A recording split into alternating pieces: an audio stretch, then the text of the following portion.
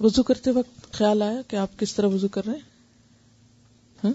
وضو میں خاص چیز جس کا آپ کو بہت دھیان کرنا ہے وہ یہ کہ جو اعضاء ہمیں دھونے چاہیے ان میں سے کوئی حصہ خشک نہ رہے، تو پوری توجہ کے ساتھ مل کے یعنی اچھی طرح پھر دھویا جائے. لیکن یہ بھی یاد رکھیے کہ پانی میں اسراف نہیں کرنا اور بہت دیر بھی نہیں لگانی، یعنی وضو سنت کے مطابق ہو لیکن اس میں بھی ایسا مبالغہ نہ ہو کہ جو پھر دوسروں کو یا خود کو مشکل میں ڈال دے، کیونکہ بعض لوگ وہم کا شکار ہوتے ہیں اور وہ بہت دیر تک وضو کرتے رہتے ہیں، پھر بھی ان کی تسلی نہیں ہوتی. گھر سے باہر نکلنے کی سنت ہے. جو شخص گھر سے نکلتے وقت اس دعا کو پڑھے تو شیطان سے اس کی حفاظت کی جاتی ہے. اصل میں شیطان ہمارا کھلا دشمن ہے جو ہر موقع پر ہمارے پیچھے، چاہے ہم گھر کے اندر ہوں یا گھر سے باہر ہوں. اب آپ دیکھیے کہ آپ گھر سے باہر نکل رہے ہیں تو وہ ساتھ نکل رہا ہے تاکہ آپ کو باہر بہکائے. آپ گھر کے اندر جا رہے ہیں تو اندر جائے گا، اللہ یہ کہ آپ کچھ دعائیں پڑھیں اور پڑھ کے اندر داخل ہوں اور وہ وہاں بہکائے گا. تو یہ اللہ تعالیٰ کا کتنا کرم ہے، کتنی رحمت ہے کہ اس نے ہر موقع پر ایک بہترین مختصر جامع ذکر سکھا دیا اپنے پیغمبر کے ذریعے تاکہ ہم زیادہ سے زیادہ اپنے دشمن سے حفاظت میں رہیں. تو ابو داؤد اور ترمذی کی روایت ہے کہ جو شخص گھر سے نکلتے وقت اس دعا کو پڑھے تو شیطان سے اس کی حفاظت کی جاتی ہے. دعا کیا ہے؟ بسم اللہ توکلت علی اللہ لا حول ولا قوت الا باللہ. کہ اللہ کا نام لے کر میں نکلتا ہوں اور اللہ تعالیٰ ہی کی ذات پر اعتماد کرتا ہوں، بھروسہ کرتا ہوں، توکل کرتا ہوں. گناہوں سے باز رہنے کی طاقت اور نیکی کرنے کی قوت اللہ تعالیٰ ہی کی مدد سے ہے. یعنی اس میں کسی انسان کا اپنا کوئی کمال نہیں ہوتا. اگر اس کو نیکی کی کوئی توفیق ہو جائے، کسی اچھے کام کا موقع مل جائے اور دوسری طرف گناہوں سے بچنے کی توفیق ہو جائے، کیونکہ انسان کا نفس شیطان اس کو گناہوں کی طرف مائل کرتا ہے. اور اگر انسان ان دو کے شر سے بچ نکلتا ہے تو وہ سمجھے کہ اس پر اللہ کی رحمت ہو گئی ہے، وہ اللہ کی رحمت کا مستحق ہو گیا. اور اگر بچ نہیں سکتا تو اس پر بھی فکر کرنا چاہیے کہ کہیں میں اللہ کی رحمت سے دور تو نہیں ہو رہا. تو یہاں دونوں چیزیں، نیکی کی توفیق اور گناہوں سے بچنے کی قوت.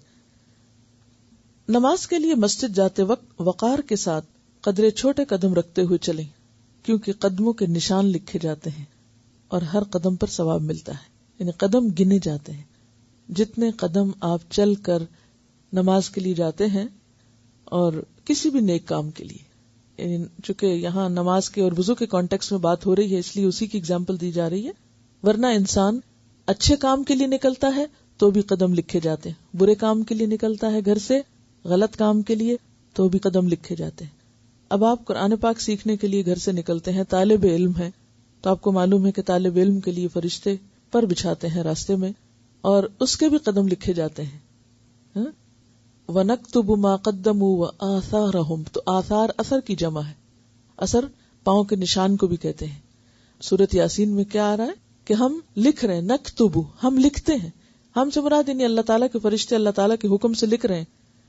آثار پاؤں کے نشان، کوئی شخص کتنے قدم چل کر گیا، یعنی جانا اور وہاں جو نیک کام کرنا وہ تو الگ ثواب ہے، لیکن اس ثواب میں مزید کیا شامل ہے؟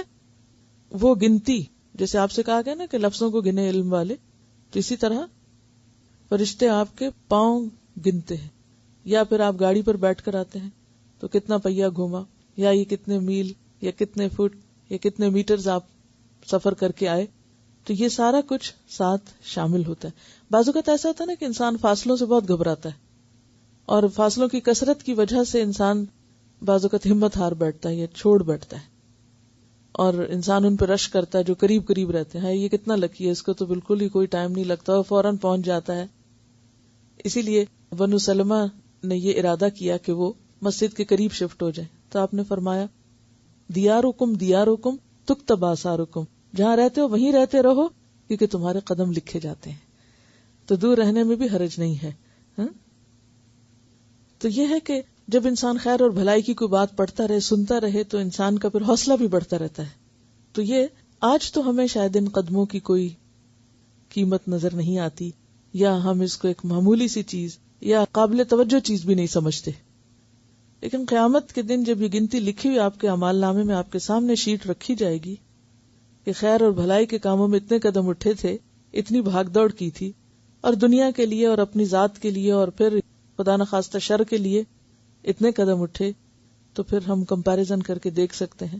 تو وہ کمپیریزن ہم دنیا میں بھی کر سکتے ہیں. دیکھیں ہم اپنی ذاتی ضروریات، اپنی مرضی، منمانی کے کاموں میں کتنا بھی دور چلے جاتے ہیں، لیکن خالصتاً اللہ کے دین کے لیے، اس کی عبادت کے لیے نکلنا جو ہے، یہ اللہ تعالیٰ کو اتنا پسند ہے کہ ایک ایک قدم بھی گنا جا رہا ہے.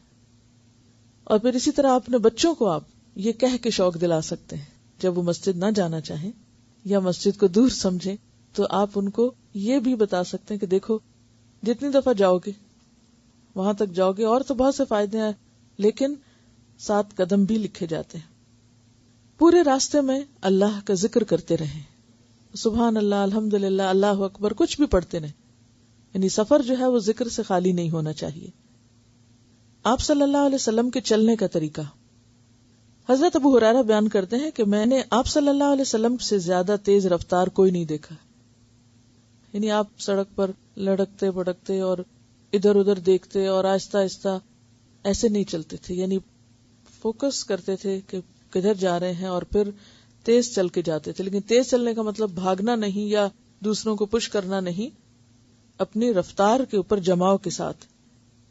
زمین گویا کہ لپٹتی جاتی تھی، ٹھیک ہے، یعنی چلتے وقت آپ تیزی سے فاصلہ طے کر لیتے تھے. ہم آپ کے ساتھ چلنے میں مشکل محسوس کرتے تھے کیونکہ آپ آگے نکل جاتے. ہمیں اپنی پیس کو یعنی برقرار رکھنے کے لیے تیز چلنا پڑتا تھا، اور آپ اپنی معمول کی رفتار سے چلتے تھے، یعنی تیز بھی چلتے تھے، لیکن آپ کے چلنے سے یہ نہیں ظاہر ہوتا تھا کہ آپ ہیسٹلی چل رہے ہیں یا آپ جلدی کر رہے ہیں، یعنی اس میں بھی ایک وقار تھا. تو بعض لوگ تیز چلتے ہیں تو وہ اچھلنا شروع کر دیتے ہیں، یا تیز چلتے ہیں تو وہ پتہ چلتا ہے کہ جی بہت تیز چل رہے ہیں. تیز چلیں بھی، لیکن اس میں بھی شو آف نہیں کریں کہ آپ بہت تیزی میں ہیں یا تیز ہیں. اور اسی طرح یہ ہے کہ خاص طور پر جب ایک شخص حجاب پہن کر اور دین کے نمائندے کے طور پر گھر سے باہر نکلتا ہے، تو سڑک پر چلتے وقت یا بازار میں چلتے وقت یا دین سیکھنے کے لیے آتے ہوئے چلتے وقت اپنی وقار میں، اپنی نگاہ میں، اپنے ہر چیز میں خاص طور پر خیال رکھنا چاہیے کہ کوئی چیز اللہ تعالیٰ کی نافرمانی کی نہ ہو، بلکہ ہمارا چلنا بھی دوسروں کے لیے اسلام کا ایک بہترین پیغام ہو. آپ جب چلتے تو کچھ جھک کر چلتے تھے، یعنی اکڑ کے نہیں چلتے تھے بلکہ جھکے ہوئے ہوتے تھے، گویا آپ بلندی سے اتر رہے ہو. اس میں ایک اور خوبی یہ ہے کہ جب انسان جھک کے چلتا ہے تو سامنے دیکھ کے چلتا ہے. جب انسان منہ اٹھا کے چلتا ہے تو اس کو یہ نہیں پتا چلتا کہ آگے کیا آ رہا ہے. آپ صلی اللہ علیہ وسلم جب کسی اونچائی پر چڑھتے تو اللہ اکبر اور نیچے اترتے تو سبحان اللہ کہتے. یعنی خواہ آپ ڈرائیونگ کر رہے ہوں یا پیدل چل رہے ہوں، اگر آپ اوپر کو جا رہے ہوں تو اللہ اکبر کا ورد شروع کر دیں، اور نیچے کو آ رہے ہوں تو سبحان اللہ پڑھتے جائیں.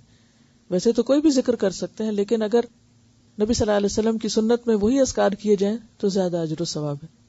آپ نے نوٹ کیا ہوگا کہ آپ کے یہاں سے بھی نکلتے وقت دروازے کے ساتھ ایک دعا لگائی گئی، اور اندر داخل ہوتے وقت بھی، اور ایک ریمائنڈر کے طور پر دروازوں پہ لگایا گیا ہے تاکہ ہم خیر کے ساتھ اندر داخل ہوں اور خیر کے ساتھ باہر نکلیں. ان دعاؤں کے علاوہ یعنی باہر نکلنے کی وہ دعا بھی موجود ہے جو وہاں لگی ہوئی ہے. اللہم انی اعوذ بک من ان اضل او اضل او ازل او ازل او اظلم او اظلم علی او اجہل او یجہل علی. کیا معنی ہے اس کا؟ کہ اللہ میں تیری پناہ میں آتا ہوں اس بات سے کہ میں خود بھٹکوں یا کسی اور کو بھٹکاؤں. اب آپ سیکھنے کے لیے اب آ رہے ہیں یا کوئی سکھانے کے لیے آ رہا ہے اور یہ دعا پڑھ کے وہ گھر سے نکلتا ہے تو انشاءاللہ اللہ کی حفاظت میں ہوگا، کوئی آپ کو نہیں بھٹکا سکے گا. میں پھسلوں یا کوئی مجھے پھسلائے، یعنی نیکی کے راستے پر استقامت نہ رہنا پھسلنا مراد ہے. اور لٹرلی پھسلنا بھی، انسان سڑک پر نکلتا ہے، کوئی چھلکا آیا گرا، کہاں سے کہاں پہنچ گیا، تو وہ اسکڈ کرنا یا پھسلنا جو ہے اس سے پناہ مانگی گئی ہے. اور پھر میں کسی پہ ظلم کروں یا مجھ پہ کوئی ظلم کروں، یعنی میں کسی کے ساتھ زیادتی کروں یا کوئی مجھ سے زیادتی کرے. اور آخری چیز کہ میں کسی کے ساتھ جہالت برتوں یا کوئی میرے ساتھ جہالت برتے، یعنی معاملے میں خرابی کرے. تو یہ ایک بہترین دعا ہے جو آپ گھر سے باہر نکلتے وقت اگر پڑھیں یا یہاں سے نکلتے وقت گھر جاتے وقت بھی پڑھیں، یعنی نکلنے سے پہلے، تو انشاءاللہ شیطان سے بچ کر اللہ کی پناہ میں آئیں گے اور انشاءاللہ یہ چیزیں آپ کو نصیب ہوں گی.